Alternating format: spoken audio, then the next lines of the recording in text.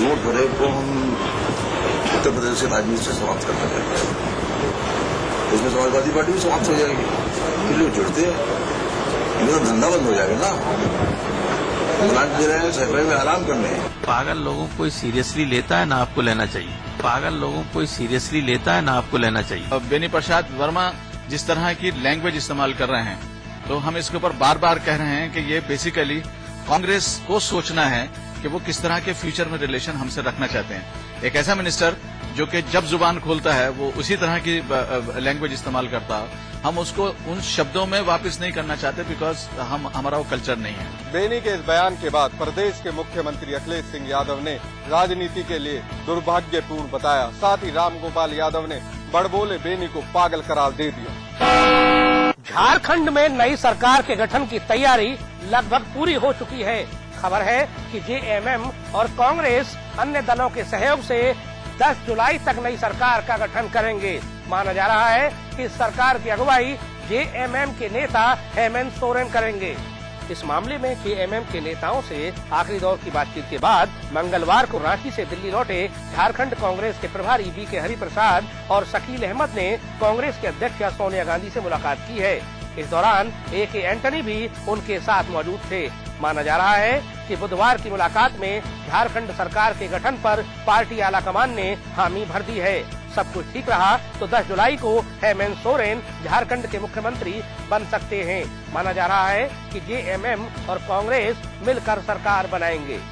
आपको बता दें कि अभी तक जेएमएम और कांग्रेस के नेताओं के बीच जो बातचीत हुई है उसमें यह सहमति हुई है कि बेशक सरकार का नेतृत्व हेमंत सोरेन करेंगे, लेकिन इस सरकार में कांग्रेस के अलावा आरजेडी की भी भूमिका रहेगी और सरकार यूपीए के बैनर तले बनेगी। यही गठबंधन 2014 का लोकसभा चुनाव भी मिलकर लड़ेगा। केंद्र सरकार ने सीबीआई के कामकाज में पारदर्शिता लाने और जांच एजेंसियों को और अधिक स्वायत्तता दिलाने को लेकर सुप्रीम कोर्ट में हलफनामा दायर कर दिया। सीबीआई की स्वायत्तता को लेकर केंद्र सरकार ने सुप्रीम कोर्ट में हलफनामा दाखिल कर दिया। इस हलफनामे के अनुसार अब सीबीआई डायरेक्टर की नियुक्ति एक 3 सदस्यीय कमेटी करेगी। इस कमेटी में प्रधानमंत्री, मुख्य न्यायाधीश और नेता विपक्ष सदस्य के तौर पर शामिल होंगे। केंद्र ने उच्चतम न्यायालय में 41 पन्नों का हलफनामा दायर किया। केंद्र सरकार ने अपने हलफनामे में सीबीआई को अधिक से अधिक स्वायत्तता देने के उपायों का विस्तृत उल्लेख किया है। इशरत जहां फर्जी एनकाउंटर मामले में सीबीआई ने दावा किया है कि 2004 में गुजरात पुलिस के एनकाउंटर में मारी गई मुंबई की कॉलेज स्टूडेंट इशरत जहां आतंकवादी नहीं थी। केंद्रीय जांच एजेंसी ने बुधवार को अहमदाबाद कोर्ट में पहली चार्जशीट पेश की। सूत्रों के मुताबिक सीबीआई ने दावा किया कि एनकाउंटर में मारे गए 3 लोग आतंकवादी थे। इनके नाम जावेद, अमजद अली राणा और जोशीन थे। ये तीनों अहमदाबाद में आतंकवादी हमले की फिराक में थे, लेकिन गुजरात के मुख्यमंत्री नरेंद्र मोदी इनके टारगेट पर नहीं थे। एनकाउंटर में मारी गई इशरत को भी गुजरात पुलिस आतंकवादी बता रही थी, लेकिन सीबीआई के मुताबिक उसके आतंकवादी होने का कोई भी सबूत नहीं मिला है। इस मामले में सीबीआई ने नरेंद्र मोदी और अमित शाह पर भी फिलहाल उंगली नहीं उठाई है। सीबीआई ने दावा किया है कि इशरत को सिर्फ इसलिए मार दिया गया था कि उसने इंटेलिजेंस ब्यूरो के लोगों को कश्मीरी आतंकवादी अमजद अली राणा का अपहरण करते देख लिया था। कैबिनेट ने फूड सिक्योरिटी अध्यादेश को मंजूरी दे दी है। बिल को लोकसभा और राज्यसभा से भी मंजूरी मिलनी जरूरी होगी। संसद के मॉनसून सत्र के दौरान इस बिल को लोकसभा और राज्यसभा में पेश किया जाएगा। फूड सिक्योरिटी बिल के तहत सरकार का प्रति व्यक्ति 5 किलो अनाज देने का प्रस्ताव है। साथ ही 3 रुपए प्रति किलो के भाव से चावल, 2 रुपए प्रति किलो के भाव से गेहूं और 1 रुपए प्रति किलो के भाव से मोटा अनाज देने की योजना है। फूड सिक्योरिटी बिल पास होने के बाद सरकार पर वित्त वर्ष 2014 में 1.24 लाख करोड़ रुपए का सब्सिडी बोझ पड़ेगा। इसके अलावा अतिरिक्त फूड सब्सिडी 23,800 करोड़ रुपए की होगी। फूड सिक्योरिटी बिल से भारत की 67% आबादी को फायदा मिलेगा। दक्षिण मुंबई के बलाड में एक्सचेंज की बिल्डिंग में आज भयंकर आग लग गई। देखते ही देखते ये आग बिल्डिंग के दूसरे स्थानों पर भी फैल गई। आनन फानन में दमकल विभाग की 15 गाड़ियों को आग बुझाने के लिए बुलाया गया। काफी मशक्कत के बाद आग पर काबू पाया जा सका। लगातार बढ़ती आग को देखकर आनन फानन में पूरी बिल्डिंग को खाली कराना पड़ा। बलाड पियर इलाका स्थित 3 मंजिला एक्सचेंज बिल्डिंग में आग लगने से अफरा तफरी मच गई। इमारत को तुरंत खाली कराया गया। बताया जा रहा है कि इस इमारत में नारकोटिक्स ब्यूरो के साथ साथ 12 सरकारी दफ्तर हैं। इस इमारत के पास में ही एक बड़ा पेट्रोल पंप है। डर था कि आग कहीं पेट्रोल पंप तक ना पहुंच जाए। इस बिल्डिंग के पास में इनकम टैक्स विभाग की भी बिल्डिंग है। फिलहाल अभी ये पता नहीं चल पाया है कि एक्सचेंज की इस इमारत में आग लगने की वजह क्या थी। फिलहाल आग को पूरी तरह से बुझा लिया गया है। जान और माल का कितना नुकसान हुआ, इसके बारे में अभी कोई खबर नहीं है। झारखंड में हुए नक्सली हमले में शहीद अमरजीत बलिहार सहित 5 जवानों को रांची में आज अंतिम विदाई दी गई। झारखंड मुक्ति मोर्चा के अध्यक्ष शिबू सोरेन ने भी इन शहीदों को अपनी श्रद्धांजलि दी। झारखंड के राज्यपाल डॉक्टर सैयद अहमद सलाहकार, आनंद शंकर, गृह सचिव और डीजीपी समेत कई वरिष्ठ अधिकारी और पुलिस के जवान मौजूद थे। वहीं बड़ी संख्या में आम लोगों और शहीदों के परिवार के लोगों ने भी शहीदों को नम आंखों से अपनी अंतिम विदाई दी। अमरजीत बलिहार झारखंड के पाकुड़ के एसपी थे, जिनकी मंगलवार को नक्सली हमले में मौत हो गई थी। एसपी अमरजीत बलिहार अपनी टीम के साथ दुमका से डीआईजी के साथ मीटिंग कर वापस लौट रहे थे। तभी पहले से घात लगाए बैठे नक्सलियों ने उनकी टीम पर हमला बोल दिया। इस हमले में एसपी बलिहार सहित 6 जवान शहीद हो गए थे। भ्रष्टाचार से सनी सूबे की सियासत में जहां कई नेता जेल में हैं और कई नेता जेल जाने की कगार पर, ऐसे में सूबे की सत्ताधारी समाजवादी पार्टी ने आज के दिन को ईमानदारी दिवस के रूप में मनाया। दरअसल समाजवादी पार्टी के पूर्व प्रदेश अध्यक्ष और अपनी ईमानदार छवि के लिए जाने जाने वाले रामशरण दास की जयंती के मौके पर समाजवादी पार्टी ने आज के दिन को ईमानदारी दिवस के रूप में मनाया। इस मौके पर सपा मुखिया मुलायम सिंह यादव और मुख्यमंत्री अखिलेश यादव भी मौजूद रहे।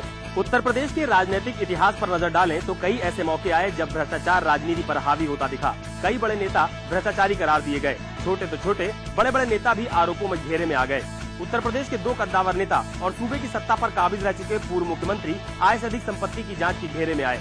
यही नहीं, सूबे के लोकायुक्त की जांच के घेरे में पूर्व की बीएसपी सरकार के कई मंत्री आए। लेकिन ऐसी परिस्थिति में सत्ताधारी समाजवादी पार्टी ने आज का दिन ईमानदारी दिवस के रूप में मनाया। दरअसल सपा के पूर्व प्रदेश अध्यक्ष रामशरण दास की 86वीं जयंती को ईमानदारी दिवस के रूप में मनाया। इस मौके पर सपा नेता शिवपाल यादव ने कहा कि रामशरण दास समाजवादी थे, उनके मन में समाजवाद का सपना था। यही नहीं, शिवपाल यादव ने ये भी कहा कि रामशरण दास से राजनीति की भी सीख मिलती है। कार्यक्रम में सपा मुखिया मुलायम सिंह यादव, मुख्यमंत्री अखिलेश यादव समेत कई मंत्री भी शामिल हुए।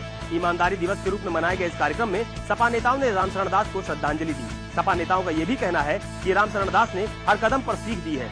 रामशरण दास निडर और बेबाक नेता थे और आज भी हमें उनसे प्रेरणा लेने की जरूरत है।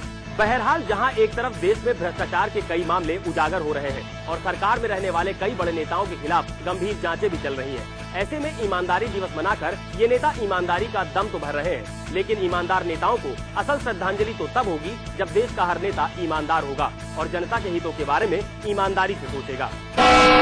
बीएसपी महासचिव नसीमुद्दीन सिद्दीकी आजमगढ़ पहुंचे मुस्लिम समाज कार्यकर्ता को संबोधित करने के लिए, लेकिन उनको क्या पता था कि जब वो मंच से बोल रहे होंगे तो उनको भीड़ से तालियों की जगह मिलेंगे जूते, अंडे और चप्पल। आजमगढ़ में बीएसपी का मुस्लिम समाज कार्यकर्ता सम्मेलन का आयोजन किया गया था। नसीमुद्दीन सिद्दीकी मंच पर पहुंचे, कार्यकर्ताओं को संबोधित करना शुरू किया। वैसे ही उनके ऊपर भीड़ से अंडे और जूते चप्पल बरसने लगे। बाद में लोगों ने उन युवकों में से एक युवक को पकड़कर उसकी जमकर धुनाई कर दी। नसीमुद्दीन सिद्दीकी ने कहा कि ये समाजवादी पार्टी की साजिश है। जिसने अंडे, जूते और चप्पल फेंके वो समाजवादी पार्टी का आदमी था। नसीमुद्दीन सिद्दीकी ने ये भी कहा कि सपा उन लोगों के खिलाफ कार्रवाई करे, वरना ये मामला सदन में उठेगा। उनको उम्मीद नहीं थी कि कार्यक्रम इतना जबरदस्त होगा। मुसलमानों को उन्होंने अपनी बपौती समझ ली है। उनकी कारगुजारी के कारण, मुस्लिम विरोधी नीतियों के कारण जब मुसलमान खिसक रहा है तो उन्होंने कुछ 4 लोग भेज दिए। क्या वो बसपाई थे? आपने नहीं देखा कौन थे वो समाजवादी पार्टी के लोग थे और बता भी रहा है वो कि मैं समाजवादी पार्टी का हूं। पूछा उससे, मैं तो रोक रहा था ये मत करो ये मत करो, लेकिन जब उससे पूछा लोगों ने तब बताया वो समाजवादी पार्टी का। मैंने कहा जाने दो। नसीमुद्दीन सिद्दीकी यहीं पर नहीं रुके। उन्होंने कहा कि अगर उनकी सरकार में ऐसी घटना हुई होती तो उनकी मुख्यमंत्री यहाँ के पुलिस वालों के खिलाफ सख्त से सख्त कार्रवाई जरूर करती। के राष्ट्रीय महासचिव नसीमुद्दीन सिद्दीकी ने अम्बेडकर नगर में एक चौंकाने वाला बयान दिया। उन्होंने उत्तर प्रदेश के लोकायुक्त एनके मल्होत्रा की वैधता पर सवाल खड़े कर दिया। उन्होंने कहा कि मैं उन्हें लोकायुक्त नहीं मानता। सुप्रीम कोर्ट जब आदेश करेगा, जिसकी तारीख 4 जुलाई को तय की गई है, जिसके बाद ही तय हो सकेगा कि उत्तर प्रदेश में के लोकायुक्त एनके मल्होत्रा यहाँ के लोकायुक्त हैं। उन्होंने साथ ही कहा कि समाजवादी पार्टी उनके खिलाफ साजिश रच रही है और आय से अधिक संपत्ति के मामले में गलत तरीके से FIR करा रही है। पूर्व बसपा मंत्री रंगनाथ मिश्रा की हत्या हो सकती है। उनके परिजनों ने आशंका जताई है कि जेल शिफ्टिंग के समय सपा विधायक विजय मिश्रा उनकी हत्या करा सकते हैं। पहले लैंपैड घोटाले और अब आय से अधिक संपत्ति के मामले में आरोपी रंगनाथ मिश्रा पर जान का खतरा है। उनके बेटे ज्ञान मिश्र ने भदोही से सपा विधायक विजय मिश्रा पर आरोप लगाया है कि वो जेल शिफ्टिंग करा के उनके पिता की हत्या कराना चाहता है। रंगनाथ के बेटे ने आरोप लगाया कि बसपा विधायक के इशारे पर उनके पिता रंगनाथ मिश्रा का अनावश्यक लखनऊ जेल से मेरठ जेल ट्रांसफर किया जा रहा है। रंगनाथ मिश्रा के बेटे ने ये भी कहा कि लखनऊ जेल उनके पिता के लिए महफूज है और वहां से उनको क्यों शिफ्ट किया जा रहा है, इस बात का भी कारण नहीं बताया जा रहा है। जबकि रंगनाथ मिश्रा की ही तरह लैंपैड घोटाले में आरोपी चंद्रदेव राम यादव भी लखनऊ जेल में बंद हैं। इसके अलावा ज्ञान मिश्रा का ये भी कहना है कि लखनऊ जेल में कई बड़े आतंकवादी भी बंद हैं, तो अनावश्यक रूप से उनके पिता को ही क्यों मेरठ जेल में शिफ्ट किया जा रहा है। रंगनाथ मिश्रा पिछले 5 महीने से लैंपैड घोटाले के मामले में लखनऊ जेल में बंद हैं और अभी हाल में ही राज्य सरकार ने उन पर आय से अधिक संपत्ति के मामले में विजिलेंस को मुकदमा दर्ज करने की अनुमति भी दी है। और जहाँ तक बात की जाए विजय मिश्रा की, तो उन पर पूर्व मंत्री नंद गोपाल नंदी के हमले का भी आरोप है। उत्तराखंड में आई प्राकृतिक आपदा के बाद चलाया जा रहा रेस्क्यू ऑपरेशन खत्म हो गया है, ये कहना है प्रदेश सरकार का। प्रदेश की बहुगुणा सरकार ने सर्वोच्च न्यायालय में बुधवार को अपना पक्ष रखा।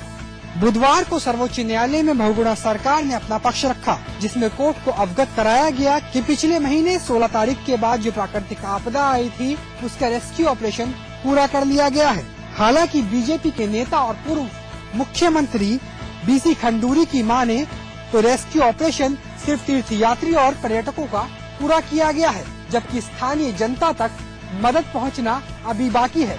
लिहाजा उत्तराखंड सरकार ये कैसे कह सकती है कि रेस्क्यू ऑपरेशन पूरी तरीके से निपट चुका है। एनडीआरएफ का कहना है कि प्रदेश के 700 गांव अभी भी मुख्य भूमि से कटे हुए हैं। आईटीबीपी मिसिंग लोगों की तादाद अभी भी 11,000 के पार बता रही है। ऐसे में विजय बहुगुणा सरकार का पक्ष शायद सर्वोच्च न्यायालय को हजम नहीं हुआ, तभी सर्वोच्च न्यायालय ने आदेश दिए हैं कि प्रदेश सरकार 10 जुलाई तक शपथ पत्र दायर करके दिखाए। उत्तराखंड के मुख्यमंत्री विजय बहुगुणा हरिद्वार के लक्सर तहसील के बाढ़ प्रभावित क्षेत्रों के दौरे पर थे। हरिद्वार जनपद की तहसील लक्सर के मथाना व सोपरी में टूटे तटबंधों को देखने राज्य के मुख्यमंत्री विजय बहुगुणा पहुंचे। विजय बहुगुणा ने तटबंधों की मरम्मत के लिए योजना आयोग से मिले 7 करोड़ रुपए के बारे में लोगों को जानकारी देने के साथ ही बताया कि जिलाधिकारी ने पूरे जनपद में हुई क्षति की वीडियो फिल्म दी है, जिसको देखकर लगता है कि जनपद में काफी नुकसान हुआ है। लोगों के पूरे नुकसान की भरपाई तो नहीं की जा सकती, लेकिन मुख्यमंत्री राहत कोष से लोगों की मदद की जाएगी और नए नियमों के तहत पीड़ित लोगों को मुआवजा दिया जाएगा। 3 जो बड़ी योजनाएं हैं जिसका मैं कागज आपको दे दूंगा, ये करीब 60 करोड़ रुपए की है।